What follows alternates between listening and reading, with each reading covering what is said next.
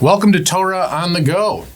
We're so glad that you're taking a moment from your day, whether you are on your Peloton bike or the Stairmaster or sitting in traffic or sitting at work right now, trying to avoid doing work. We are glad that you're with us. I'm sitting here right now at work, out of the building, enjoying the morning with Rabbi Feinstein. Good morning, Rabbi. Good morning. Good morning. So this episode, we're going to center around a question that was sent to us all the way from Dallas. I'm doing my best Larry King. All the way from Dallas, Joel Batalski, who watches everything that we do at VBS, and we're so grateful, writes us the question, how does the concept of God hardening Pharaoh's heart challenge our understanding of free will and divine intervention? Great question, Joel. And I'm going to take that question to mean that you are following along right now in the Torah readings in the Parshiot. And I'm going to try to just change it a little bit to make it fit into the way that we are running the podcast for Genesis, the season of Genesis of Sefer Bereshit. We actually meet Pharaoh long before the hardening of the heart and the plagues. We meet him once during the Abraham narrative. Abraham and Sarah go down to Egypt. We meet him in the Joseph narrative. Joseph goes down. Neither of those pharaohs is the Pharaoh of the plagues and the Exodus story, right? And so we encounter the Pharaoh of the Exodus story, who's a different person who begins to look at the Jewish people differently. So here we are, three different people, presumably, and presumably it's a different person between Abraham and Joseph because enough time has passed. And the Torah never tells us the names of Pharaoh, only tells us the title, Pharaoh, right? And there's this great midrash that if you look at the Hebrew letters of Pharaoh, right? Of course, Pharaoh comes from the Egyptian god Ra, right? The sun god. He's a descendant of the sun god. And so, but in Hebrew, you rearrange the letters and it says Ra, Po, right? Evil is here. Evil lives here. So whether you be the good Pharaoh or the bad Pharaoh, this is a position in life. This is a figure that we should be very careful with. And so eventually evil emerges out of that character, and we have the Exodus story, and we have the question that Joel has asked, and we're going to get to Joel's question in just a few minutes. How do you think of the Pharaoh character? As you think of the broad narrative of Genesis, and you think of the Exodus narrative, how do you think of Pharaoh? Well, the Genesis Pharaoh, the one that meets Joseph, he's a relatively benign fellow. I mean, you know, Joseph is brought up from the prison because Pharaoh has two dreams he can't understand. And Joseph does something remarkable. Joseph tells him the meaning of the dreams. And then he does one more thing. He gives him a policy. He gives him something to do. And the Pharaoh recognizes this is a brilliant kid. He gave me something to do. And so he elevates Joseph into the prime minister, and he tolerates that. And then later on in the story, he's going to meet Jacob. He's going to meet the old man. And you get a sense of a rather benign leader who's ready to welcome foreigners into his country. It's the new Pharaoh, the one that we meet at the beginning of Exodus. The archaeologists tell us it was actually a different nation, that he represents a different nation. He's the one who comes at this with fear.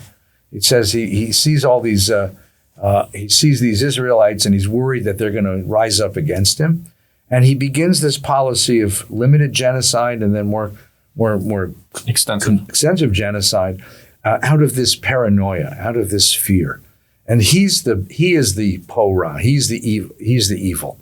He's the evil one. And then the following one, there's a third one, which is the one that Moses is going to meet. Remember, because that Pharaoh dies, and Moses is allowed to come back to Egypt because the Pharaoh had died. And that's the one that gets the plagues, and that's the one who challenges God. This is the ponytail Pharaoh from the Ten Commandments, from Cecil B. DeMille's Ten Commandments. So that's a very important point. That's a very important point. The Bible never tells us what characters look like. You know, it tells us that David was ruddy, but doesn't tell us much about Moses or Pharaoh. So a director chooses an actor and posts him in that role, and right away that interprets the role. Right. So, you know, Charlton Heston is Moses, you know, it comes off as this powerful fellow, but Moses says the Torah was Anav Mikol Ish. He was the most humble of all men. And then this Pharaoh, Yul-Brynner. Now, Yul-Brynner, when I was a kid, he was in The King and I. And no matter what role he ever played, he always played the king and I. I'm the king of Siam, And, this giant man with this bald head with a ponytail and never wore an undershirt, his giant chest. He was in Westerns also, and he never wore a shirt. Just a leather jacket. He talked like the king of Siam, That's even right. if he was in the Magnificent Seven. He was great in Magnificent. But here's the problem. That kind of evil is an in-your-face evil. Could be. Certainly an interpretation. But what if instead, actually, interesting, because when Jeffrey Katzenberg cast the voices for Prince of Egypt, he chose Ralph Fiennes, who's a whole different character. What if that kind of evil isn't in your face, strong evil, but a weak man, a small man, who's trying to live up to his father's example, trying to sit on his father's throne and wear his father's shoes. And so he is an inadequate man trying to project the image of strength. In other words, Danny DeVito, a snivelly man, or a Jack Nicholson, a kind of slimy kind of evil. It's a very different character if you think about different actors who could play that. And we automatically cast people. We cast the characters of the Hebrew Bible in our minds when we're reading it, as we read the narratives. Yeah. Yul-Brynner and eventually Rabbi Feinstein and I will do a podcast on the Magnificent Seven.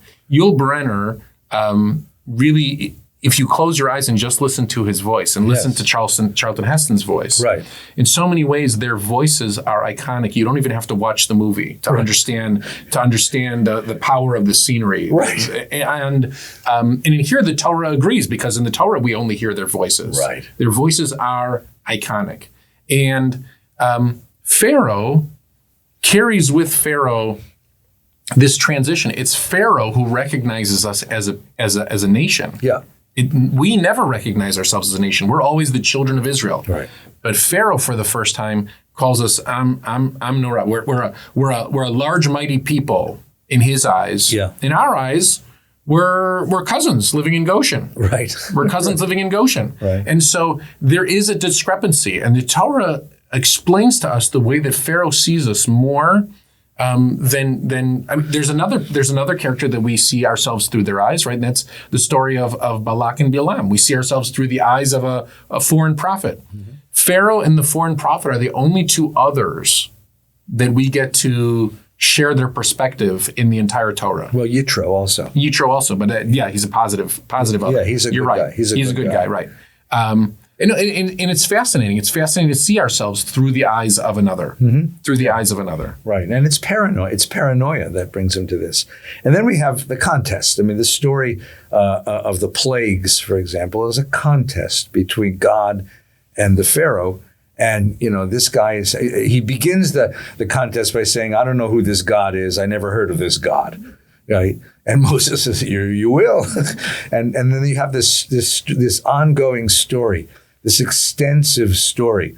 If God really wanted us out of Egypt, he didn't need 10 plagues. One would have done it. But even without one, I mean, if that's what God really wanted, but there was something else going on here. There's a narrative about what happens when a human being challenges the laws of God. Now, we're going to come back to Joel's question. I talked a little bit about the hardening of the heart in Shul a couple of weeks ago. Mm-hmm. And I talked about our experience with people. On a human basis, yeah. How we deal with human nature, and I don't know about you, but it always feels to me like the people who come into my office for the intake for a funeral mm-hmm.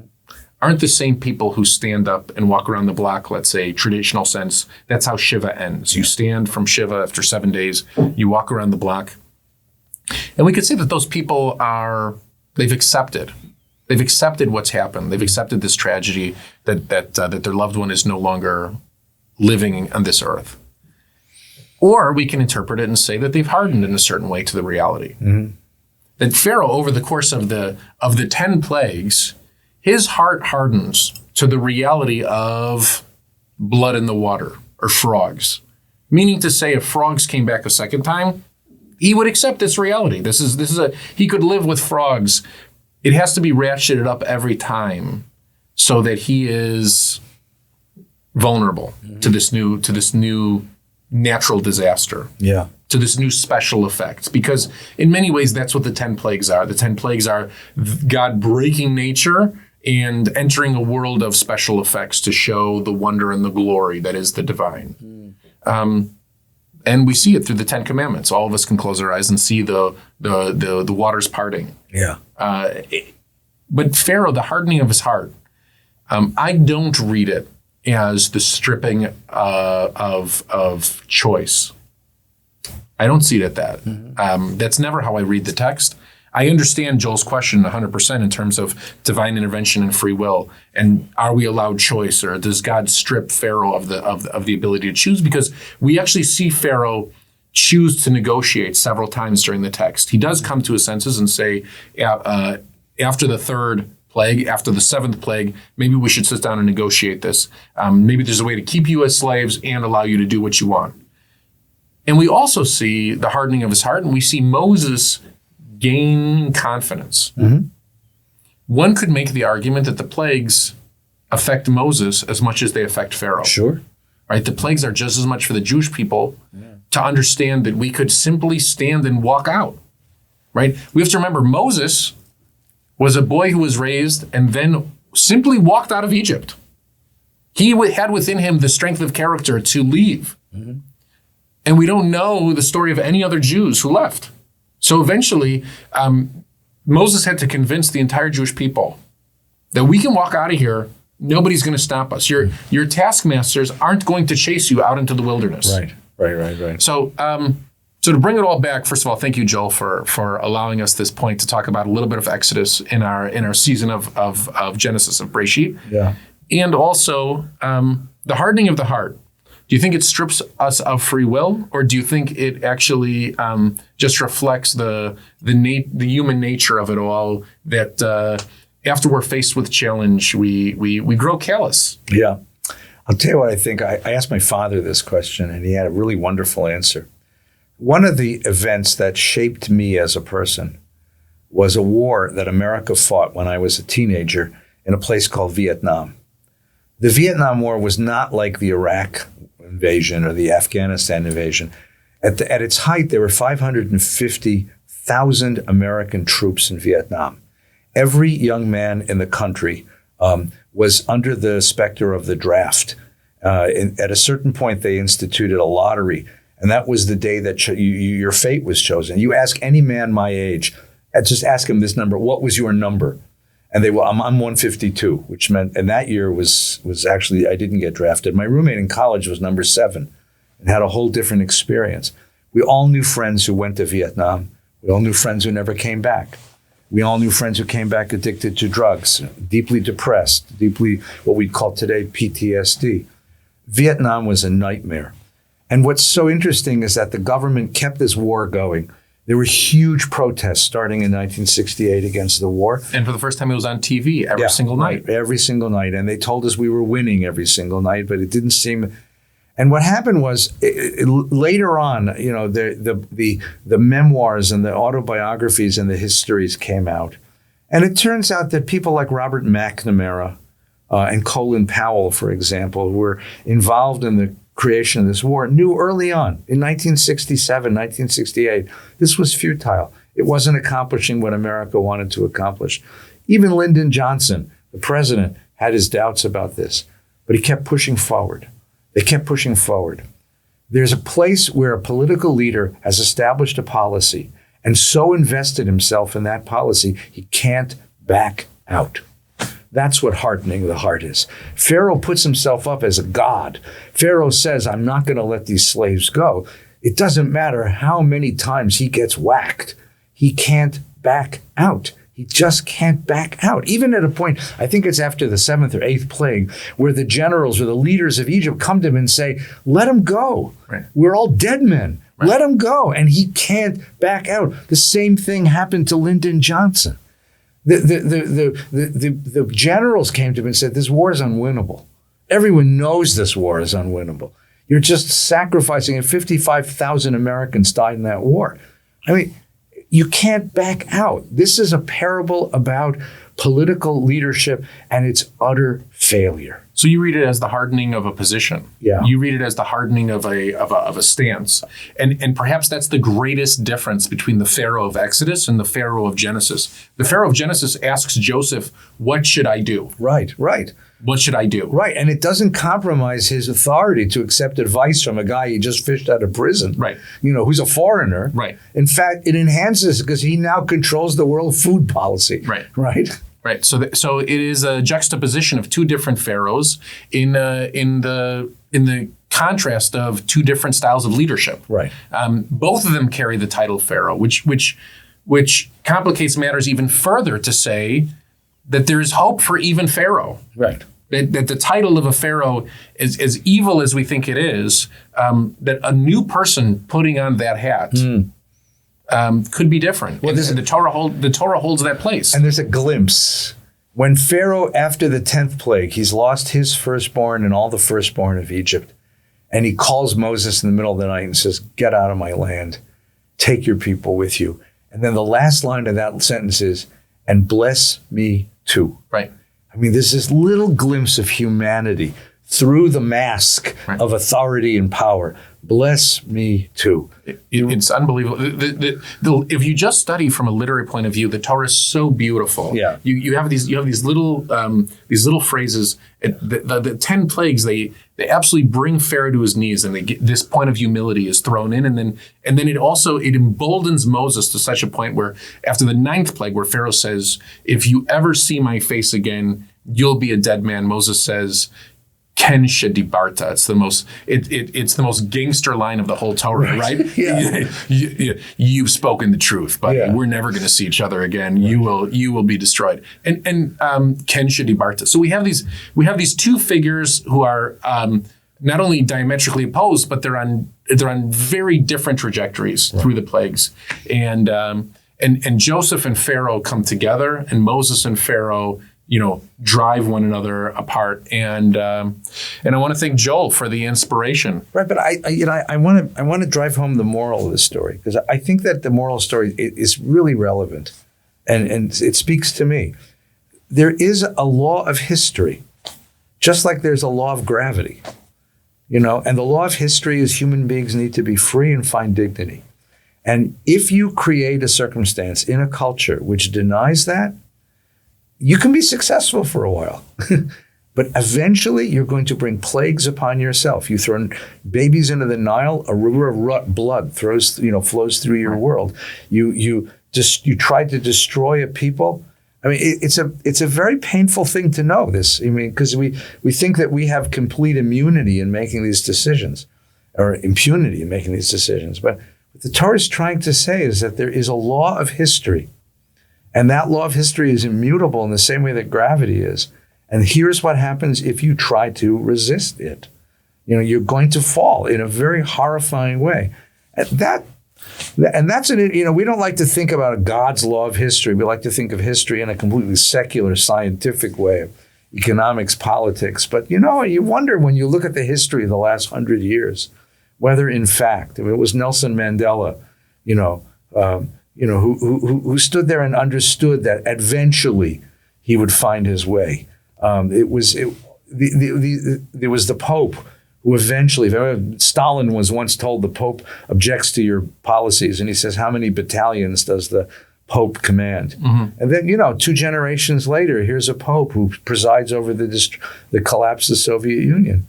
Is there a law of history that we have to learn how to align ourselves with? That's the great question of this narrative. Right. And as Mark Twain put it, right, history doesn't repeat itself, but it certainly rhymes. Yeah.